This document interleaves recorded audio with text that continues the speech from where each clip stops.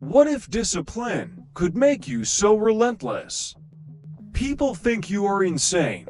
Miyamoto Musashi, the undefeated samurai, cracked this code. His first lesson is the most brutal. It is the foundation upon which all strength is built. It is called the Earth Ring, and it begins with a simple command. Stop lying to yourself. Most men live their lives in a fog, a comfortable delusion. They convince themselves they are busy. They tell themselves they are trying hard. They mistake motion for progress. Musashi's Earth Ring is a cold, hard slap to the face of this delusion. It demands that you confront the raw, unfiltered, and often ugly truth of where you truly stand. He wrote, in the construction of houses, a choice of woods is made. Straight, unknotted timber of good appearance is used for the revealed pillars, while gnarled, knotted timber is used for the inner structure. The translation is savage. You cannot build anything strong until you know precisely what you are working with. Every crack, every flaw, every weakness. You must inspect the gnarled, hidden timber of your own character. Imagine a man named Marcus. He believes he is grinding. He wakes up at 8, scrolls social media for an hour, arrives at work late, and spends half his day flipping between emails and the meaningless dopamine drip of the internet. You have confronted the brutal truth. The blindfold is off. You have seen the cracks in your foundation, and the sight is not a pleasant one. Now what? The untrained mind, shaken by this new reality, reacts with force. The man we call Marcus, horrified by his 5 hours of wasted time, declares war on his old self. He sets a 5 a.m. alarm. He plans 3-hour gym sessions. He swears off his phone forever. His intentions are noble, but his strategy is foolish. By day 3, he is a broken man, burned out, defeated. He crashes back to square one, now with an added layer of self-hatred. He tried to be a rock, and reality simply broke him. Miyamoto Musashi's second lesson, the Water Ring, teaches you to stop fighting reality like an idiot. It teaches you to flow. Water does not smash its way through a boulder. It flows around it, over it.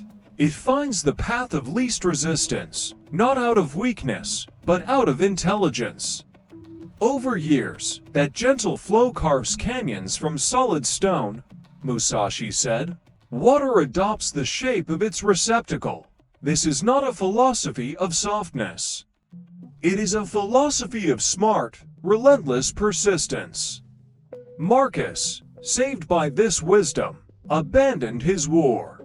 He started. You have learned to flow. You have built momentum, one small victory at a time. And for a while, progress feels good. Until it does not. The man we call Marcus was winning. Waking up at 6 a.m. Workouts becoming consistent. Work sessions becoming laser-focused. He was building the man he wanted to be. Then, he looked outside his own world. He saw a coworker, half his age, pulling all-nighters and closing deals he could not even dream of. And the fire hit, a white-hot surge of anger, of envy, of crushing self-doubt. I am a failure, the voice in his head hissed. The fire, which could have forged him, now threatened to consume him. He skipped his next workout, then another. He felt the familiar pull of mediocrity, calling him back to the comfort of his old self. This is the fire ring. It is the point where most men burn out. But Miyamoto Musashi used fire differently. He did not run from it.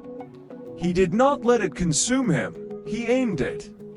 He wrote, "The spirit of fire is fierce. Whether the fire be small or big, you must appreciate that it is fire. It is not about avoiding anger, it is about understanding its power and aiming it with lethal precision. Musashi's own father died when he was 7, leaving him with nothing but a legacy. You have mastered the fire. You have turned your rage into a productive weapon. And now, you are unrecognizable. 3 months in. The man we call Marcus is a different being. He rises at 5:30 a.m. without an alarm. He executes 50 push-ups with clean form. He commands 5-hour sessions of deep, unbroken work. Friends begin to whisper, "What happened to him?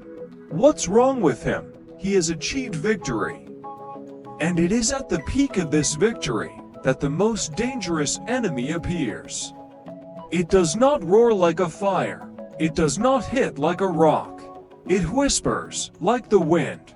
And the wind whispers, "You have done enough. You are good now. Ease up." He listens. He skips tracking his time for 1 day. He misses a workout, then 2. The decline is subtle at first, then catastrophic. This is the wind ring. It is the trap of success. The sweet poison of satisfaction. Miyamoto Musashi was terrified of this wind. He wrote, "In the way of strategy, do not for a moment think you have arrived."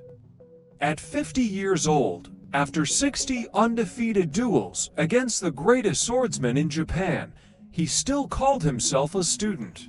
Why? Because the moment you believe you have made it, you are finished, your growth ends, and decay begins. The true master knows that the real enemy is not the man across from him. It is the void. You have learned to stay hungry. You have tasted victory. And you have felt the cold whisper of complacency that follows. You are armed. You are disciplined. You are strong. And then, 6 months in, you hit a wall. This wall is not physical. It is not born of failure or fatigue. It is existential. The man we call Marcus, now a monument of discipline, has a terrifying realization, a thought that sickens him to his very core. This isn't a phase. This isn't a project with an end date. Discipline is a war without end. The fight never stops. The thought makes him want to quit. I have to track my time off forever. I have to fight my own laziness forever. The weight of this eternal struggle feels unbearable. He is exhausted, not by the effort of the day, but by the prospect of all the days to come. When, he asks himself one night, does it end? It is here, at the edge of this abyss, that Miyamoto Musashi delivers his final lesson. The one that separates the warriors from the quitters. The lesson of the void ring. He wrote, "In the void is virtue, and no evil." The void is not emptiness. It is not nothingness. It is acceptance. The resolute acceptance that the battle never gets easier. You simply get stronger. Marcus had his breakdown that night, ready to surrender.